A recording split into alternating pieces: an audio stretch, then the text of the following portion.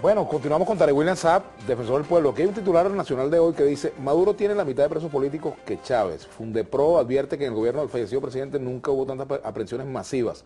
El Foro Penal reporta 3.693 detenidos, incluidos 354 menores de edad desde 2014.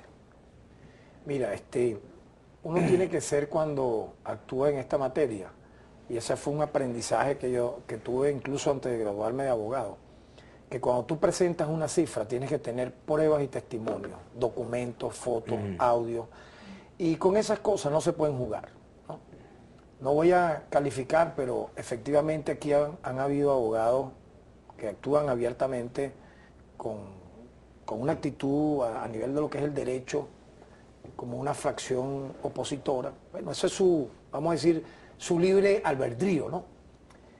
Que acostumbran a lanzar denuncias, incluso, dígame aquella vez cuando decían que se daban casos de detenidos que habían sido ultrajados con un fusil. Cuando la medicatura forense te dice, y eso lo estudié yo en medicina legal, que si algo llega a ocurrir como eso, salen tus vísceras.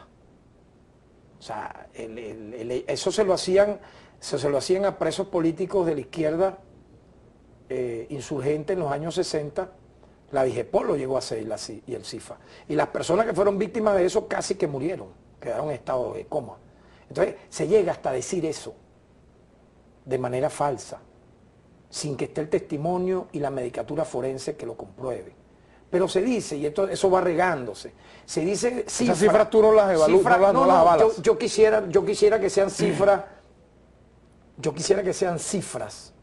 que tengan el peso específico del nombre, del apellido, de la cédula, del lugar de reclusión, del delito por el cual se le procesa.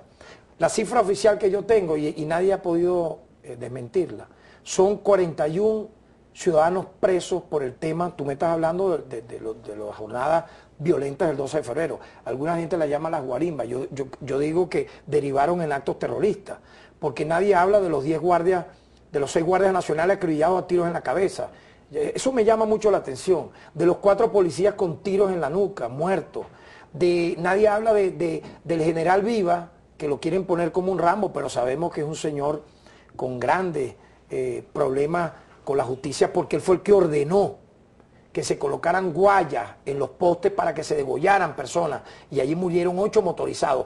Es triste saber que nadie habla de ello a nivel de cuando mencionan los casos de las jornadas del 12 de febrero. Nadie habla de las barricadas que colocaban y ocasionó que un fiscal del Ministerio Público muriera, o del hermano del diputado del PSV que fue acribillado a tiros. No hablan de eso. Entonces, ¿cuál es mi gran reflexión?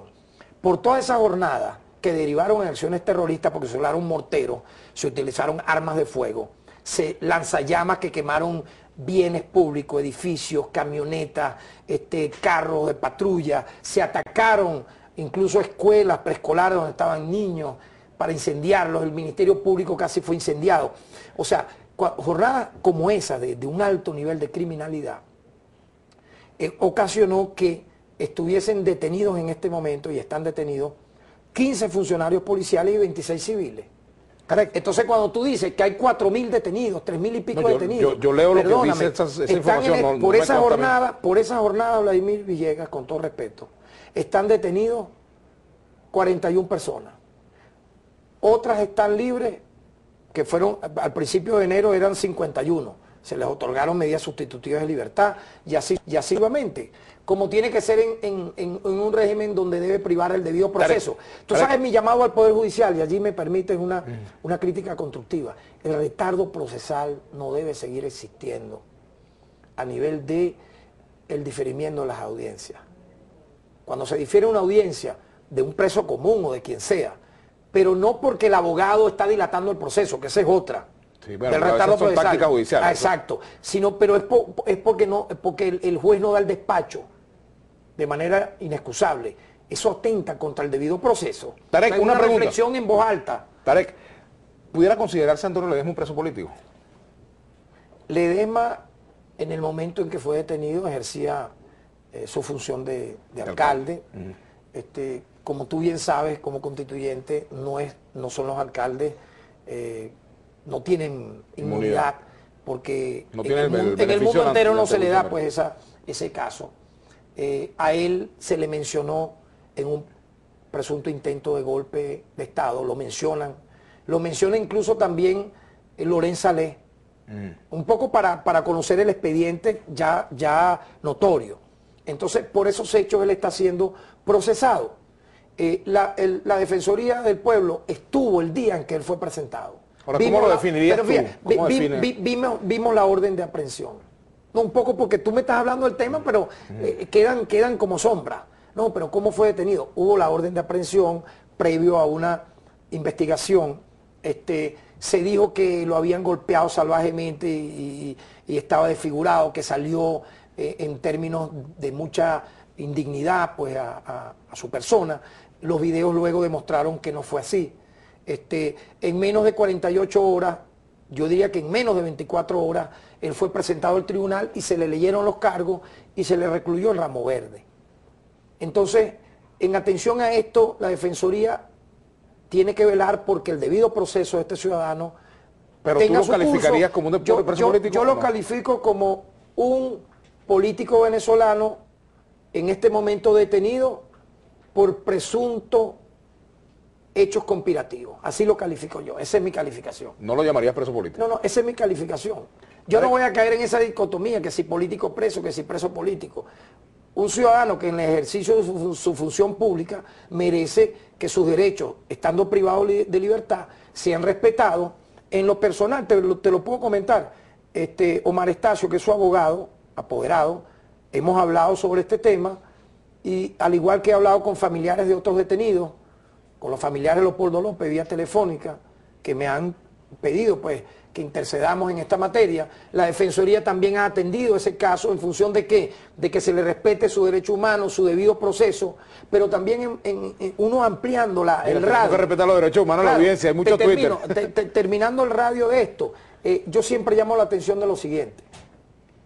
Cuando un sector de la oposición, que no toda, porque no califico a toda la oposición como violenta, pero un sector que ha tomado la batuta de la oposición, asume rasgos extremistas y violentos, y a raíz de allí se dan muertos y heridos, como los funcionarios policiales que cayeron, los guardias nacionales, etcétera.